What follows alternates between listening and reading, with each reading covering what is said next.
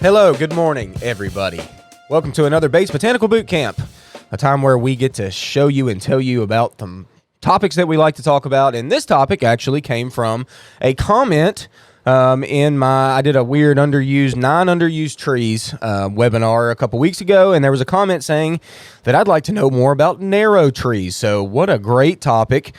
Slender trees is what we called it, and that's what we're going to do today. So the reason why we grow slender trees or skinny trees mainly is because lots are getting smaller. People have smaller homes, or smaller lots, I should say, and there's a lot of people that are getting, especially here. Well, first off, we're here in Nashville, Tennessee, Middle Tennessee, Zone 7. It's summertime, and it's very, very hot right now. But like I said, going back, it's booming here in Nashville with real estate market and all the housing that's going up, and a lot of houses are getting closer, and there's things that are encroaching on people's homes that have been there for a while, and they want to maybe screen that out. So, but they need to do this in a skinny fashion typically. So, like I said, what a great topic to talk about, slender trees to put in your landscape. And I've got a number of trees that I've written down. Now, let's be honest, most trees don't stay very skinny, okay? We have limited options here when it comes to what we can use for this scenario. Whenever I say skinny, this was the thing. I kind of broke this webinar up into, first off, skinny evergreens that'll give you foliage year-round through the wintertime. And then also broke it down into skinny hardwood trees or deciduous trees. So deciduous meaning that they drop their leaves in the fall and then reemerge in the spring. That's how I kind of broke it up. And I guess, like I was saying earlier, our options are somewhat limited. So I picked some of my favorites, and really most of what we carry here or can even grow here, I'm going to talk about today. So let's go ahead and get started. We're going to start with number one on the list here. Tyler has got pictures for you. I don't have any plants in the studio today because these plants are too big. I just can't physically bring them in here. So we're going to throw up some pictures on the internet or on the computer here for you to see, and I'm going to chat about them. So diving in, the very first one, look at those. Stately evergreens. This is called Taylor Juniper. This was found in Taylor, Nebraska, which is a cool plant. It's a juniper, Juniperus virginiana. Taylor is the common, or is the specific cultivar, and this is probably the tallest and skinniest evergreen you can grow, okay? Very, very suited for our environment. It can live on top of rocks. It's in a very, very drought-resistant plant. This is what I love about juniper, is that you kind of plant it, you water it in the first couple times, and then really you can just kind of back away and not really have to do anything after that. Like I said, the drought resistance is epic on this plant. It can just grow in horrible soils. It does not need this nutrient-rich environment. It actually prefers poor soils, which is interesting. But the growth habit on this is very, very upright, 30 feet tall. Roughly, older ones can probably get bigger than that, but really literally like only a 3 to 4 foot spread on this plant. Very, very formal looking, if you ask me. If you have like an entranceway walking into a garden bed or something, just great for that, for like 2 on either side, of an entranceway walking into a garden. Looks fantastic. It looks great, used as a screen. Now, do know that these plants are skinny, so if you're ever doing like a long screen, you're going to need more of the plant material to fill and make the space a green wall if that's what you're going after. It looks fantastic when you do that, but it does get very expensive if you need to use this plant in that way because you need a lot of them. They just don't go wide at all, but that's what we're doing. That's what we're talking about, slender trees, and this is about as slender as it gets. Now, do know that one thing that I've noticed that they talk about Taylor Juniper a little bit. Sometimes Taylor Juniper does not stay leafy all the way to the ground, okay? This kind of annoys some people. Its lower leaves tend to get a little brown for some reason, and they want to drop off. So what you get is this main stem that you can kind of see from about a foot or 2 up from the ground, and then you have your foliage.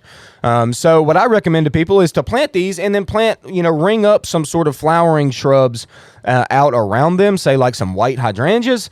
Man, that really looks fantastic when you do that, and it'll kind of cover up that bare spot on the base. Now, don't get me wrong, not every single Taylor Juniper limbs itself up like that, but a lot of times that happens. So do know that, like I said, one of my favorites as a tall, skinny evergreen. There's not much better. This is the Italian cypress of Middle Tennessee, if you will. So I was going to talk a little bit about Italian cypress. I'm going to mention it, but do know Italian cypress does not really live in Middle Tennessee all that well, nor at all. Some people randomly, I've heard, can get them to grow okay here, but for the most part, it just gets too cold for Italian cypress. So that's kind of that one that you think about in Italy, you know, the very Mediterranean climate, very tall, upright, skinny trees. That's Italian cypress. We do not sell those here because they don't typically live here, but Taylor Juniper is our Italian cypress for Middle Tennessee. We started with that one, and that's my favorite one. So there you go, Taylor Juniper. Let's move on to number 2. This is Emerald Green Arborvitae. Okay, Arborvitae. This last year was our number 1 selling plant at this whole nursery. I can't even believe that. It's crazy. Like, Arborvitae is not native here to Middle Tennessee. It struggles or can struggle in the dead of the summer. Last year, we had a drought, a nasty drought. It got hot very quickly, and it turned dry very quickly, okay? There was literally news stories about the arborvitaes around town because a lot of them were just dropping off and dying because of last year's drought. Even established arborvitaes here in Middle Tennessee have to be watered in periods of drought. Now, if we don't have drought this year, we've had a great summer. It's been hot, yeah, but we've had plenty of rainfall. So arborvitaes are doing fine. Arborvitae typically native to like the northwest part of the United States. Out in Oregon, they thrive and get very much taller out there, actually. Around here, Emerald Green Arborvitae gets about 20 feet tall at maturity and literally only about 4 feet, 3 to 4 feet wide at the base. And look, they're very, very formal. Just so commonly used here for mainly like the corners of your home. It's a very good plant for that, to kind of frame in the rest of your landscaping. Commonly used in this scenario as well, and that's a screening type plant. They're just, to me, overused a little bit, and I've always tried to understand why people like these so much. And I think what it is that they do not, like Taylor Juniper, they do not limb themselves up at all. They stay green to the dirt, and they stay that way as long as they're healthy and happy and, bugs aren't getting on them or whatever. They're going to stay leafy all the way down to the ground, and I think that's why people like them. They got this fluffy habit. They're not pokey at all. Very, very soft and lush foliage. They are a very pretty plant. I think I've been selling them for so long that I think I'm just over them a little bit, but they are a very attractive plant to use. And like I said, a number 1 seller. One thing you got to watch out for, I've already mentioned, is the water in the summertime, especially if you plant these, say, in the spring or something. You're going to have to water them through the summer, okay? Their root system is not very deep at all, and it's not very extensive. It stays very to the topmost part of the ground, so it does not go out and seek its own water very well. So like I said, watch out for the first year summer, even second year summer. Keep them on the moist side. They do not want to turn dry on you. Second thing you got to watch out for with these is bagworms. Bagworm is not really all that picky, but they certainly love Arborvitae.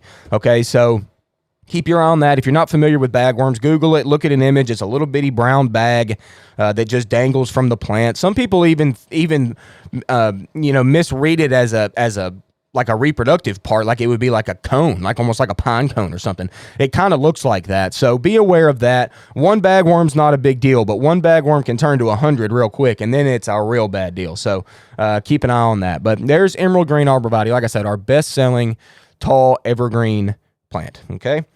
All righty. Moving on to the Columnar Norway Spruce.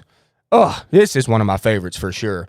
Norway spruce, and all spruce for that matter, here in Middle Tennessee are not really native. We don't really have a native, like truly native spruces here in Middle Tennessee. As you head out to the Smokies out in East Tennessee, you will see native spruce. But around here, doesn't happen very, very often. It gets very hot for spruce typically, and they can tend to stress. Now, Norway spruce is not one of those spruces. It's naturalized here just fine. Like I said, it's a non-native, but it has naturalized and lives here just fine. And it can take our heat. I've seen some big ones. We got 50 to 60 footers. This is now, I'm talking regular Norway spruce, not Columnar. Regular Norway spruce can get big. I mean, real big, like 50 feet, tall, roughly 25, 30 feet wide. Very large growing plant. Beautiful, beautiful spruce. But this one is different. It's very, very upright. So you could expect 25, 30, even probably 40 feet out of these spruces if they've lived long enough here, but really only like maybe 6 to 8 feet wide. Okay, this is a good picture of what they look like whenever they're somewhat in their adolescent phase. So you can see those plants right there are only, what, 2 to 3 feet wide at the most, and just very dark green. Okay, the color is fantastic on these guys. And then in the spring, whenever they send their new growth out, it is like this chartreuse green. So you got this deep, deep, dark foliage on the interior of the plant. And then, yeah, you see that new growth bust is like a chartreuse lime color against the dark foliage. It is really, really something in the spring. And that'll last for, say, I don't know, about 3 weeks or so while it's actively pushing that new growth in the spring.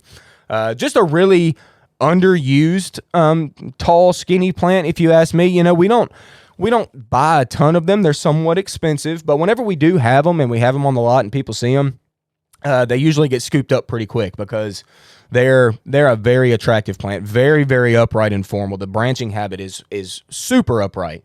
So like I said, really good one for that. It's another one in the summertime. If we are in any periods of drought, let's try to keep them a little bit more moist than you would something else. Just because it is a spruce and it gets a little bit hot for spruce here, but not for the Columnar Norway. It's totally fine. Just keep an eye on it the first couple seasons. Another one that can potentially get bagworms or spider mite. Spider mite is a common insect pest on all spruce, so we need to kind of check out for that. If spider mite is characterized by webbing, some kind of whitish webbing that'll be on your plant. Check out, look out for that. If you see it, you need to kind of take care of that because that can spread and be bad for you too. Spider mite typically doesn't come out until it gets nice and hot in the summertime, so that's when you want to keep your eyes out for that. But underused plant for that tall, skinny look. All right, so Tyler, I know I had an order here. Oh, there we go. Let's just keep it at that. The Stowe pillar pine. This is a plant that we get from Isley Nursery, which is one of the coolest nurseries out in Oregon. We get these a couple, 2 or 3 times a year, and it's got that pine look, y'all. It's needle-like. It's fluffy. It's very, very soft, very resinous. If you're ever, moving these around, I know this because I was moving these the other day. My hands were just covered in sap after I was done moving them. But they've got that blue kind of hue about it, and we don't get to see blue in a landscape all that often here in Middle Tennessee anyway. So using this in the landscape is nice because it adds a cool texture because it's got that needle-like appearance, and it's very fluffy and soft, but it's also got the blue with it, okay? The new growth that emerges on these is not all that blue. It's much more green. So it does, like the Norway spruce I was just talking about, it's got this two-tone effect within the plant. So the new growth is very much so green, and then that will darken back to that blue color. Super, super tight grower. Look at the foliage, how just tight it is. And it does another one that will stay leafy, or needle-like, I should say, all the way down to the ground. So that's nice. You can't see through it. The overall size on this could be into that 20 to 30 foot range eventually, but literally only getting about 6 feet wide, okay? And that's actually a pretty old one would be 6 feet wide. It stays much skinnier than that.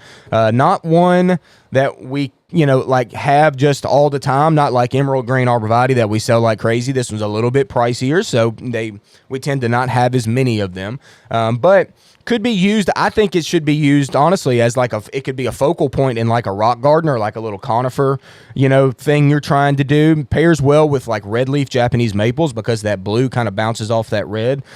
So popping one of them in the center of a bed or a rock garden or something like that, it's just a nice little effect. It's just an anchor kind of point that's got that blue look to it that goes very, very upright. So cool plant to grow that not a lot of people know about. And it's a pine. Pines they're pretty good around here. They live typically fine. You don't have to worry too much about them.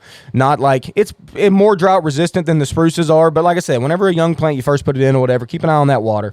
Bagworms, still a possibility on the conifers, and pines are no different. They can certainly get them. But not too bad with pests here with the pines. So Stowe pillar pine. Cool plant. Very cool plant. All right, moving on. There we go. This is a cool plant, and this is a weeping Alaskan cedar, okay? And not really a cedar at all. We just that's a common name for it. But you can see the habit of this is funky. And I put in a couple. This one and the next one I'm going to talk about are both weeping plants. So I didn't really want to bring in the weeping habit all that much, but I just knew that these two that I'm going to talk about are like kind of a skinny weeper, okay? This one still has an upright main leader. It will keep kind of that main leader going up in the center, and it'll get pretty tall. I mean, they can get around here anyway. They can get 20, 25 feet tall, but their habit is still somewhat skinny. You can still expect probably 8 feet out of this plant with the width, and that's mainly at the base, but it's got this pendulous habit. I mean, look at it. You can see it's just got the droop. You know, a lot of people would call this like a Dr. Seuss style tree, if you will, and it does kind of have that appearance to it. But its weep is very tight, okay? It's not like going way out and then falling like, say, a deodar cedar or something like that. It goes out a little bit and then kind of starts to turn down. It really turns down quickly. It's got these flat sprays of foliage, if you will. And it's just an underused plant for a fairly small areas. It's a specimen plant. It's not like you're going to plant these in a row, you know, to block out your neighbors or something. This is a standalone, like, feature type plant. You know, you could imagine having a specimen like that and then putting like, you know, an underlight shining up through it or something at night. It almost scare you at night. It almost looks like a human out there, like looking like a gangly human, if you will. But it's a nice one, and it is fairly skinny, but it does have that weeping habit. So it's not an upright skinny plant. It is a droopy, skinny plant. So there you go, weeping Alaskan cedar. Keep this one moist in the summertime as well. They can stress during our hot summers. Takes the cold just fine. You ain't going to hurt it with the cold at all. But like I said, keep it moist during that first summer especially.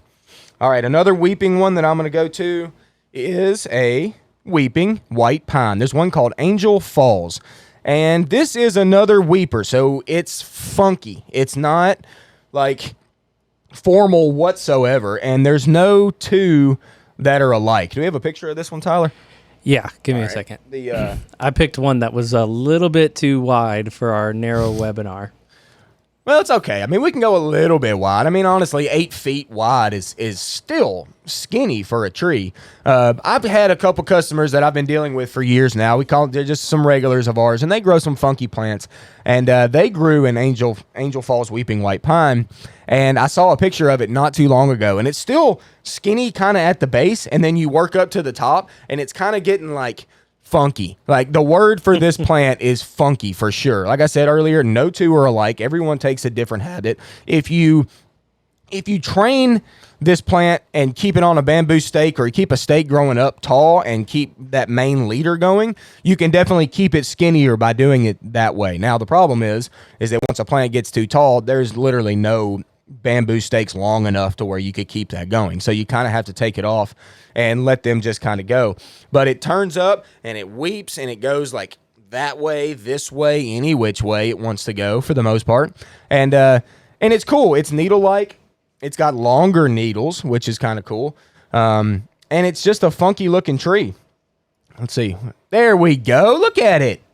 See, now that's been pretty much probably bought from the nursery fairly recently, and they've planted that. They probably bought it kind of that way because as they age, they get out of that kind of habit. See, look at that. Look at that. And you're right, Tyler, that is not skinny. No. But that's what I'm talking about. So, you know, when they're in their youth, they can kind of be skinny like that, you know. And then if you buy one like that and you want it to stay kind of skinny, we need to do some pruning on it. So every time you see an arm decide to go way out or something go in a funky direction that you didn't really want it to go, you can simply cut those off and keep this habit a little tighter with some pruning. But as that other picture showed, if you let it go, it'll get wild. That is a great picture. I don't know where that is. Somebody stick a pair of sunglasses in that. Yeah, seriously. That is a cartoon character there. That's probably like in Michigan or something, I would say. I've never observed something like that here. I wish, because that is cool. Probably fairly old. Yeah, so keeping it more formal and more tight is going to be based on you to keep that pruned up a little bit. But it is an interesting plant. And just look at that. I mean, God, that's a specimen there. I don't know how old that is, but that is cool. Cool. All right, here we go. This is about as wide as I wanted to go with the skinny trees, okay? This is a cousin to the emerald green Arborvitae that I spoke about earlier. This is called green giant Arborvitae, okay? And this plant is probably our second bestseller, and it's our first bestseller probably when it comes to like large area screening plants, okay? It's about a 30-foot grower eventually, and it only gets about 8 feet wide. The cool thing about this plant is that it is extremely formal. It keeps this shape from the time it is young all the way to the time it is old, and that is strictly pyramidal, okay? So it is a triangle shape its whole life, and it keeps that way. The only difference is it swells out a little bit every year. You can see a good amount of growth. Actually, this plant's a pretty fast-growing plant as conifers go, especially in Middle Tennessee. Once again, a native to kind of the northwest region of the United States. Out in Oregon, they do great. They get much larger out in Oregon. But here, they're only about 8 feet wide, which is not, all that wide of a plant. It's pretty skinny, actually. And it is, like I said, used as our hedge type plant, our screening out your neighbors type of plant. We sell them like crazy. I mean, we always have these. They're a little bit more drought resistant than emerald green, it seems. We didn't see last year during the drought, I had mentioned the emerald greens, a lot of them dying. Green giant died a little bit around town, but not near as bad as emerald green. So a little bit more drought resistant. Still water them on that first season. You got to keep them, make sure they're moist. But if you're after that formal, fluffy kind of look, they're still very soft, very fluffy, not going to hurt you when you plant them or touch them or anything. But they are very, very formal. So if you're into that strictly pyramidal shape, then green giant's probably the one for you. All right. So that's my list on evergreens, y'all. Those are the ones that stay green through the wintertime and going to create that privacy hedge for you or be that little specimen piece in the garden. So those are the evergreens. I'm going to switch over now to deciduous plants. You don't think about deciduous plants all that much, like when it comes to being skinny. Most people are using the skinny evergreens for that screen or, that buffer zone in between you and whatever you're trying to block out. And we typically sell the evergreens because they stay evergreen. They do. And they'll keep that screen for you all winter long. Now, what I'll say, I think that a lot of people don't use deciduous trees when they should. Deciduous trees here in Middle Tennessee is our thing. Like, that's what we do in Middle Tennessee is deciduous plants. We don't have a ton of native evergreens here. We live in the deciduous hardwood capital of the U.S., baby. I mean, we have more tree species than you could imagine here, and mostly all of them are deciduous. They will drop off their leaves. And I think people think when a plant doesn't have leaves, like a tree doesn't have leaves, that you can just see right through it. This is not always the case, okay? Nowhere near the case. A lot of these plants can be so stemmy. They have this upright habit that I'm going to be talking about, the upright habit. They've got a lot of stems that are in there, okay? So even in the wintertime, it still adds a screen effect because you can't see, at least the view is like, what's the word? You can see through it a little bit, but it's still like obscured. Like it's still blocking a little bit. So I really think that these deciduous trees should be used more for screens, or at least a mix of both, okay? So if you want to do emerald green arbs, then take some of these trees that I'm about to talk about and pop them in. Say you got a line of 30 feet, popping 3 of these deciduous down a row, evenly spaced, with your evergreen, emerald greens or something out in between them. That just changes the game. It just looks different. It's, it adds it to more of a design type look. So I think they should be used more often. So here we go, diving right in. Our number one best-selling deciduous tall skinny tree is the Slender Silhouette Sweetgum. Look at those. I like those. You know what's funny is that I identified or got to see, actually, the very first Slender Silhouette Sweetgum that ever made it to the United States. You believe that, Tyler? A nurseryman. I can't, but I'm taking your word for it. I'm telling you, the great nurseryman Don Shadow and his nursery out in like Winchester, Tennessee. When I was in college, we took a trip out there to see his farm. He had an amazing collection. And then we go to his house and he says, "Hey, y'all, look at that tree. See that real skinny Sweetgum right there?" He said, "That's the first one in America." He found it like in Japan or something. This guy was crazy. He was epic. But I saw it and I was like, wow, that's a very skinny tree. This is the skinniest deciduous tree I'm going to be able to talk about at all. So it's a Sweetgum. It has, star-shaped leaves, if you will, similar to a maple, except a little bit more pointy and kind of extreme. It's that straight-up palmate leaf where it's got 5, distinct lobes, and very, very leafy, very dense, and very green. The leaves are very, very green. It's a very attractive plant. We sell a lot of these. Like I said, it is the skinniest I can talk to you about. It does not get, I mean, they can get upwards of 30, even probably 40 feet tall at maturity. But literally the width is only like 4 feet wide, which is so skinny for a deciduous tree. Whenever you can see regular sweetgum that gets like 40 feet, you know, a 40 feet wide canopy or something, and then you can see something like this that's like super 3-4 feet wide. That's it. Like, that's incredible to me. So the growth habit is fast. Actually, I mean, the growth rate is very fast. And they'll give you something quickly, which is cool. So, you know, using these, they're somewhat formal. You know, they're very, very upright and just, gosh, it's just an easy native, you know, sweetgums are native around here. They grow like weeds all over the woods. You know, they grow very well here. A great little deciduous tree. Every year's different when it comes to fall color with sweetgums, which I've observed, and I still don't really know how to explain it. I've seen tons of sweetgum that are like this yellow fall color, which slender silhouette typically is more of that yellow color. But then randomly on some years, sweetgums will go like this purplish red color. Why that is, I don't know. I haven't been able to talk to anybody that really knows either. It's just something that happens in nature. Every year's different here in Middle Tennessee. But typical fall color is yellow. But like I said, every once in a while you can see kind of purple leaves going on in there. So pretty weird. The skinniest deciduous tree you can buy. Cool plant, slender silhouette, sweetgum. All right. Oh, that was another one. Oh, another one. Yep. They're commonly used in that way. Those are smaller. Yeah, a little bit smaller. They're pretty, though, y'all. Really, really pretty glossy green leaf. If you ever get yourself up to the Goodlettsville Kroger parking lot, you can see them. Yep, they're playing it up there. Uh-huh. All right, what we got next? The Kindred Spirit Oak. Okay, this may be, out of everything we're talking about today, this may be my favorite plant that I'm going to talk to you about, okay? This plant is an oak tree, so as most oaks go, it's a pretty long-lived tree. They can be very, very old.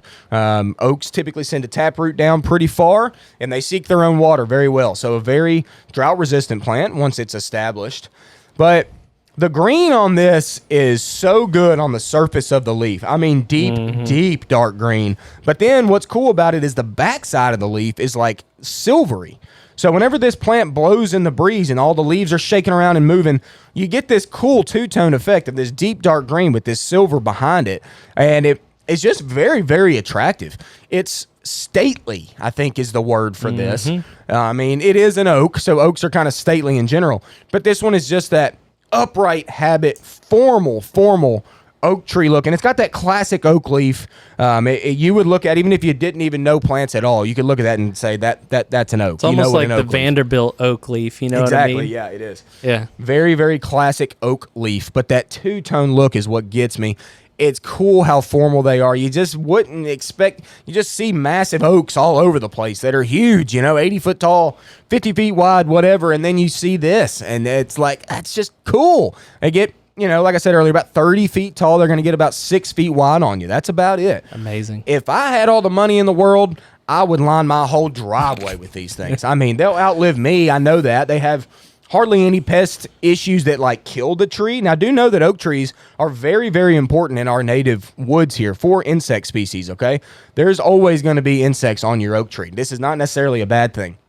It's actually a pretty good thing for just the whole ecology, just everything working together. It's pretty good because these insects don't kill oak trees, but they certainly are a host with them. So you can expect every once in a while, you might have a year where you see some tent caterpillars on a limb or something. You can just cut that out or rake it out with a broom or something if you have to.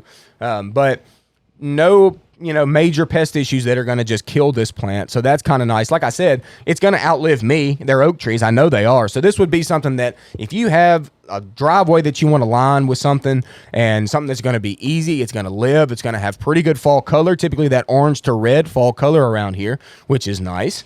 The leaves persist a little bit longer than most, as a lot of oaks do. They'll kind of keep the foliage a little bit longer. But like I said, a plant that you can kind of just set and forget and be down your driveway or something like that as you enter a home. Oh, it's just fantastic. I'm telling y'all, so formal, so clean. The green is so clean. Backside silver. It's a beautiful, beautiful plant. Kindred Spirit Oak. It's a top of mine. It's a top of my list for cool deciduous skinny trees. Okay, here we go. This one's getting into about as wide as I wanted to talk about. probably, for deciduous trees. This is a Franz Fontaine columnar hornbeam. Say that 8 times fast. It gets pretty tall. It's a 40-footer at least, and you're talking more in that probably 8 to 10 foot range width. This one's getting to be about as wide as it would, ish. It'll still get wider than that, but you could expect, I'm going to go 8 to 12 feet wide. It could probably still get 12. Out in Europe, I know they use these as like hedges. Like they naturally want to be trees. But they take a prune. I was reading about them, and they can take a prune really, really well. So like I said, out in Europe, they commonly use these as like a hedge type plant, okay? They're cool as like plants you can use that you can play with and like be pruned up in a specific kind of way. They're kind of cool for that. Their species is Betulus, which refers to birch-like leaves, because the leaves they're a little bit smaller. They are serrated a little bit. They're kind of like a smaller elm leaf, if you will. And like I said, very closely resembling a birch leaf, a little bit smaller. They got pretty good fall color around here as well. They're kind of in that orangey red range as well for the fall color. But it's, I don't know. One of the guys I work with, Ben, is all about this plant. He really, really likes it. I don't know why he likes it so much, but it's got a super dense canopy. You cannot see through that tree whatsoever. It's a great screening plant, like I was talking about earlier. If you can get some deciduous trees out there with your evergreens, this one's a good one for that, because like I said, once it does drop all those leaves, and it's got 1 million leaves, the leaves are small, so there's like 1 million of them. You're not seeing through it, definitely during the growing season, but even through the winter season, whenever you try to look through this plant, you can't see through it either. There's too many stems, there's too many branches, it blocks your view. So it's still a good one to use as a screen over the wintertime. A formal plant as well. It's underused. People don't even know what this plant is, okay? So, like I said, the Franz Fontaine columnar hornbeam is a cool, skinny-ish tree. Not super skinny. Not super skinny at all, but still very much that upright habit, which is what we're after, okay? So, a good one to grow. It's another native, lives in our woods around here. Not this specific cultivar, but regular hornbeams can live around here, and they do well here. So another good choice to use for a sturdy, dependable tree. Alrighty, moving on to something really cool. Probably the best yellow in nature, I think. And this is the Ginkgo biloba called Princeton Sentry. Look at that. Now that's in the fall, obviously. During the growing season, there you go. That's just kind of starting its fall change, it looks like to me. But it's got green, very green, cool leaves. So this plant, Ginkgo, has literally it's got 1 page in the textbook devoted to Ginkgo, because it's got the only leaf in nature that looks like its leaf. It's the only one. It's the sole species in the whole genus. There is no other. It's Ginkgo biloba. That's it. There's not another Ginkgo species anywhere, not that we know of anyway. So that's cool in itself. It's an extremely old plant. This plant lived through ice ages, y'all. Like, it is hardy. You talk about hardy, this is certainly hardy. And I brought this one in because regular ginkgos get huge, okay? Now, they take them forever to get there. This is a very slow-growing plant. Let me go ahead and throw that out there. So you're going to be waiting. If you buy a small one, you're going to be waiting a while. But they can live forever. I went to MTSU out in Murfreesboro, and at the president's house, there was a very mature ginkgo that was planted, I believe, in I think I read 1908 or something like that. Something crazy. It was like whenever the university was founded, is when it was kind of planted. And it was massive, y'all, massive. God, it must have been 80 foot tall, probably 80 feet wide. They get really wide, regular ones do. This one doesn't do that, but this one is not what I would call necessarily really skinny by any means. You can still expect probably a spread of about 20 feet on these guys eventually, but that is still very skinny for a ginkgo tree.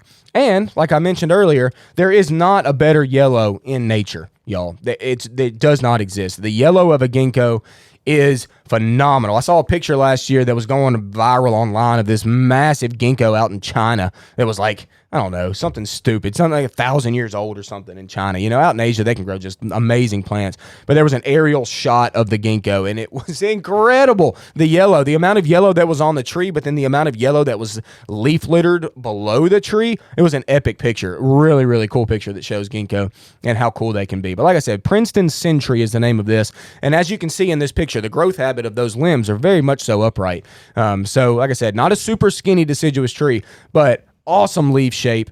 General livability is extremely high. Hardly any pest or pathogen pressure on this plant at all. There's like to nothing that can phase a ginkgo, okay? So hardy all day long, cool leaves, and excellent fall color with an upright habit. So give this some space though, because it's not something you want to put like real close to your home. It's not used like that at all. But it is a little bit slender tree. If you got a small front yard or something as like a front yard tree, that's out from the house a little bit, but you still need it to stay a little bit thin, go with this ginkgo. It's a cool plant. Very, very cool. All right. We're going to go to a plant that I usually make fun of, not going to lie. We have a big joke around here at the nursery, and it's specifically with me about Zelkova. I don't know why, but Zelkova just doesn't do it for me. It's got smallish serrated leaves. It's got cherry-like bark. So it's kind of got like, if you know a cherry tree at all, it's kind of got like rings that go around the main stem of the plant. And it's just, to me, just like a tree. Like it's just, hey, I'm a tree kind of thing. But I brought this one in because it is a skinny one, and it's called the green vase Zelkova, and it can still get somewhat wide on you. But I love that Tyler brought this picture in here, because the biggest selling point for Zelkova for me is it can take air pollution so well, and it can be just battered and beaten. Look at these. They're out in the middle of a parking lot. Though, they're just sweating out there, probably not getting any water, and they're just loving it. Like, that's kind of Zelkova for you. It just lives. In all of these areas, like around town, where it's hard for plants to live, Zelkova can do it. They don't need a great amount of soil. They don't need a ton of water. They can just be kind of set and forget, kind of like these are. But they've still got that upright growth habit. So if you have a site that's just really poor soil, or it's rocky, or it stays just blazing hot, and you want to try to throw something in there, Zelkova could be good for you, because it's a general livability, again, very high with this plant. It just lives. It just does. Fall color is typically yellow. It's not like a ginkgo yellow. It ain't that pretty. But it is kind of nice in the fall, depending on the weather and, what the season has thrown at us for the fall color. But it's pretty good. You can expect Zelkova, it's going to get up into that 30-foot range once again, and it's going to be in that, probably at maturity. This one specifically is probably going to be more in that 10 to 15 wide probably, but still upright in its nature. Just the limbs are really wanting to grow up, and good tree, good sturdy tree. I don't know why I make fun of it.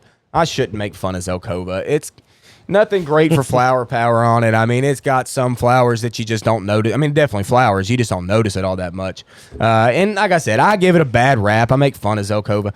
But it's a good tree for a spot like this. Or if you're a business owner or something and you need, plants out for your parking lot or whatever, this would be great, a really good plant for you, because it'll handle those tough sites. So there you go, Zelkova. You're okay. All right. Getting down to the last one on the list, and this one's a showstopper. We got a couple questions, Austin, whenever you want to do those too. You want to do them now, or you want me to talk about the last one? Let's go ahead and get the last, and then we can wrap it up at that. All right, let's do it. Last one, showstopper. Definitely brought this in as a showstopper. My God, look at that picture. Tyler, great picture, buddy.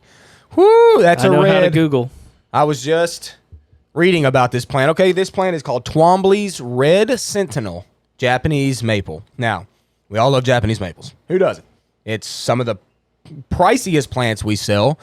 For that reason, they are very, very sought after plants, because they're funky, they're cool, they're interesting. There's like 1,000 varieties of Japanese maple. There's collectors all over the place. God, I must have like 10 different regulars that just come out here looking for Japanese maples specifically, So this one is one that is skinny, though. Most Japanese maples There's a lot of different ones, but a lot of them have weeping habits, but a lot of them have upright habits, and most of the upright habit ones are going to get equally as wide as they do tall. Okay, this one is not the case. Twombly's red, and the red is so good. Like, so good. A lot of the red leaf Japanese maples will dull as the summertime draws on, like, say, Bloodgood or Fireglow. Those are some common red ones.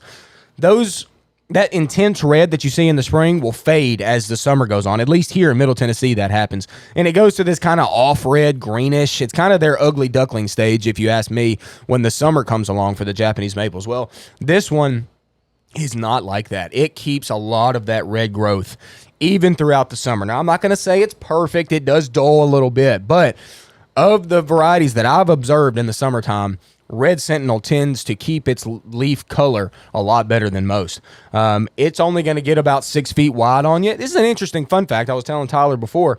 As y'all probably know or heard of, if you know Japanese maples at all, Bloodgood is kind of that backbone red one. That's the one that a lot of people know about. It gets large. It's a big growing plant. Well, this was a sport mutation. A sport in the plant world just means mutation. So someone was growing I think I read it was in Connecticut. A nurseryman was growing a Bloodgood, and he saw a weird witch's broom or a sport, a mutation on Bloodgood. And he saw it. He collected that plant and then took cuttings and got it propagated, formed roots, and that's when they came out with Twombly's Red Sentinel. And what the grower noticed is as it grew, it did not get wide. It stayed very upright in its habit. So that's cool. It's a mutation. Awesome. And it's got an upright habit. It's nothing like its parent or the Bloodgood. They get super wide on you. It's got that upright habit, and it's got red leaves. Just great red leaves. If you're adding contrast in your garden, you need that focal piece to a bed. You're going to start, you're starting a new bed and you want that focal red, foliage color. This would be awesome to start with if you're in a small space. You don't really see the stem at all. You got leaves all the way down to the dirt. If you want it that way, you can certainly limit up if you want to see some of that stem. But just what's not to love? It's super leafy. The leaves are somewhat small. And like I said, they're just a brilliant red. That chartreuse color that they've got going around the bottom of that, great to work in. I mentioned blue colors earlier. Blue, I think, blue foliage stuff goes really well with that, pairs well with the red. There. So options are endless when it comes to a plant like that. But that's your focal point. Skinny tree, doesn't get all that tall, but stays thin. And it's just a beauty. Just a beauty. So there you go. That's my list of skinny trees. I hope that was helpful. And I think we have questions. Yes. So the first one is there a way to be sure of getting a male or not female ginkgo? Typically, there is no females in the trade in the nursery world anyway. It's not even really specified anymore whenever we go to like order trees or whatever when it comes to ginkgos. Like they do not try to send female ginkgos. Now, does it happen sometimes? Does it get lost and sometimes females make it through? Yes, it does happen. Rarely. Since I've worked and been in this business, I've seen it happen once to where we ended up having a female ginkgo actually on the lot. We ended up not selling it. I don't know, someone I think ended up taking it home because they were fine with it. But I know the reason you're asking this. Ginkgo trees have horribly smelly, nasty fruit whenever they're a female. So like I said, typically females are not in the trade anymore, but to know exactly every single time, you won't know until you see, first off, a ginkgo has to get mature before it can ever even set fruit. Like I've read like literally 15 to 25 years before you could ever see fruit on a female ginkgo. So to have to be 100% sure, you wouldn't know until you saw its reproductive parts as it aged.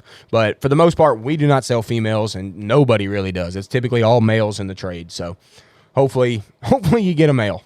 My neighbor just built a dadu, that's a detached additional dwelling unit, next door. Is there a good choice to buffer a space about 5 feet by 15 feet? It's in shade all morning and receives only partial afternoon sun. Partial afternoon sun, okay. A lot of these deciduous trees that I talked about, if you can not have to do with the evergreen stuff, going with maybe the slender silhouette would be a nice one for you since it's only 5 feet wide, and Sweetgums can handle some shade just fine. Most of the conifers that I talk to you about are the evergreen plants. They don't really want that much shade, not going to lie. You're not going to get like the greatest growth habit out of those plants if you throw them in too much shade. So using one of the deciduous options is probably going to be the way to go. So for your 15-foot span, I would say get yourself 5 like slender silhouette sweetgum and space them accordingly, spacing them about 3 feet apart. That'll cover that 15-foot, and it'll get you some height going on.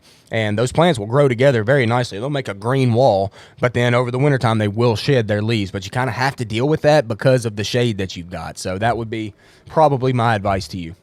Their branching's a little bit dense, though, right? It's a dense branch. Yeah, it is. Screening. Dense branching habits. If you plant them that close together, they'll grow together, and then all the sticks will be like a wall of sticks, So it'll still buffer that view you've got. So I think that's what I would do if it were me with the space and the shade that you've got. Well, thanks for letting me nerd out about trees again. I like them. Skinny trees are great, and they should be used, as you need to use them. And these are some good options for you. We carry every single one of these plants that I talked about today. Now, do we have them all right now? Probably not. It's dead of the summer here. It's super hot outside. It's going to be humid today. Ugh. But like I said, come fall, roughly mid-September, we restock on all of our conifers and deciduous hardwood trees. So by that point, we'll probably have every single one of these I talked about today. So like I said, thanks for letting us do this. We appreciate it. I hope all of you have a great day, and I'm going to get to work, I guess.